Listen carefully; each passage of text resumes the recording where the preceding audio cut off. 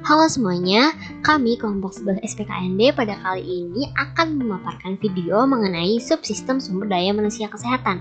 Tujuan dari video kali ini adalah untuk memenuhi tugas mata kuliah Sistem Pembangunan Kesehatan Nasional dan Daerah yang diampu oleh Prof. Dr. Gigi Wahyu Sulistiadi dan memberikan pengetahuan mengenai subsistem sumber daya manusia kesehatan.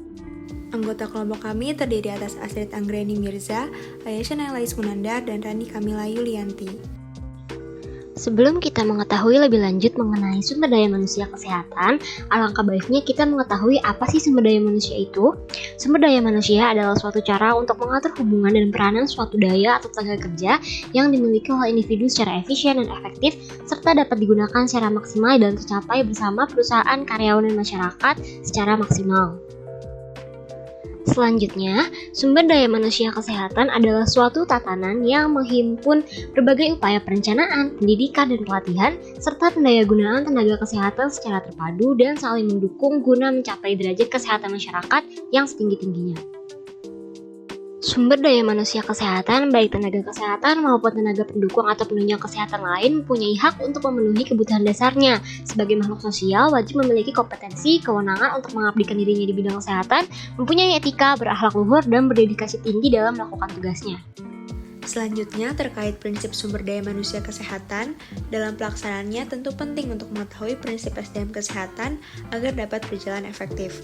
Adapun prinsip-prinsipnya terdiri atas: pertama adalah adil, merata, dan demokratis, di mana tidak diskriminatif dengan menjunjung tinggi HAM, nilai keagamaan dan budaya, serta kemajemukan bangsa, lalu kompeten dan berintegritas, sehingga dapat menghasilkan SDM kesehatan yang menguasai iptek, profesional, mandiri, bertanggung jawab, dan berdaya saing tinggi, lalu objektif dan transparan, serta hierarki dalam sumber daya manusia kesehatan, di mana ini ditetapkan berdasarkan jenis dan tingkat tanggung jawab dan wewenang, kompetensi, serta keterampilan masing-masing SDM kesehatan.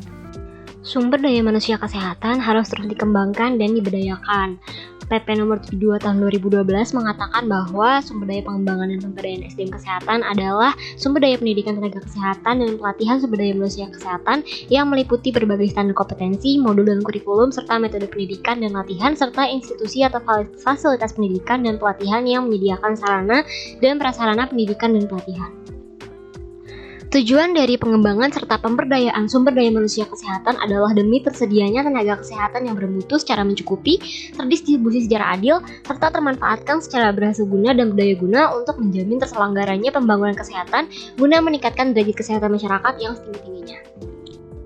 Selanjutnya, penyelenggaraan dan pemberdayaan sumber daya manusia kesehatan terbagi menjadi 4, yakni perencanaan, pengadaan pendidikan, pendayagunaan, dan pembinaan serta pengawasan. Yang pertama adalah perencanaan sumber daya manusia kesehatan.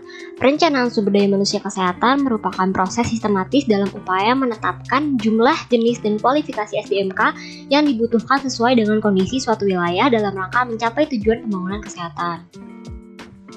Perencanaan kebutuhan SDMK disusun secara periodik dengan jangka waktu 1 tahun untuk perencanaan kebutuhan jangka pendek dan jangka waktu 5 atau 10 tahun untuk perencanaan kebutuhan jangka menengah. Metode perencanaan SDMK terdiri dari 2, yakni metode berdasarkan institusi dan metode berdasarkan wilayah atau metode rasio terhadap penduduk. Yang pertama ada metode berdasarkan institusi yang terbagi menjadi 2, yakni metode ABK kesehatan atau analisis beban kerja kesehatan dan standar ketenagaan minimal.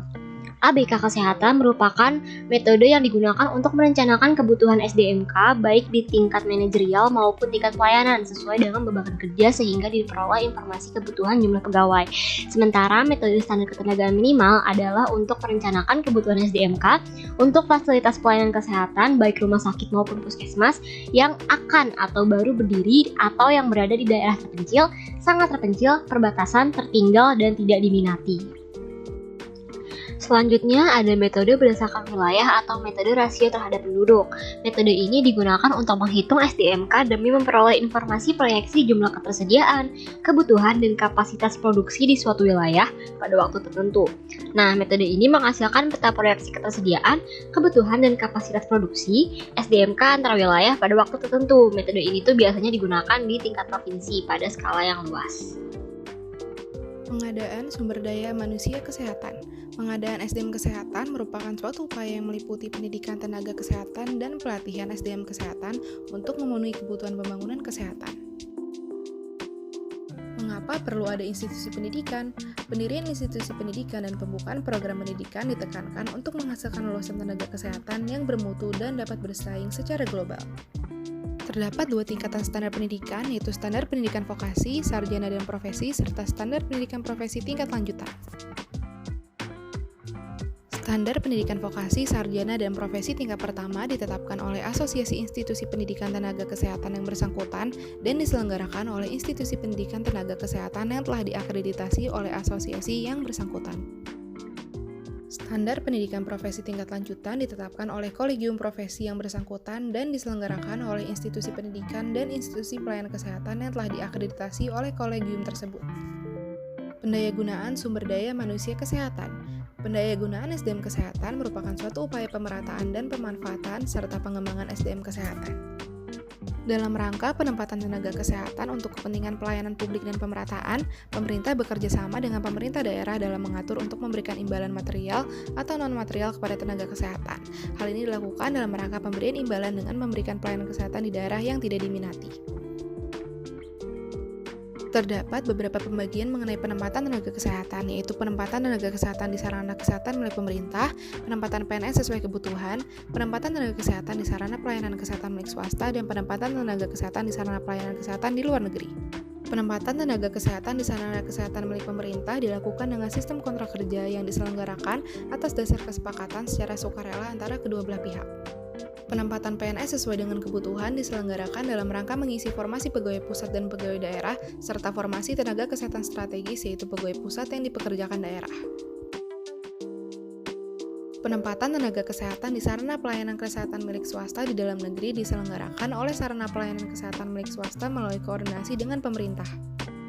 Penempatan tenaga kesehatan di sarana pelayanan kesehatan di luar negeri diselenggarakan oleh suatu lembaga yang dibentuk secara khusus yang bertugas untuk mengkoordinasikan pendayagunaan tenaga kesehatan di luar negeri.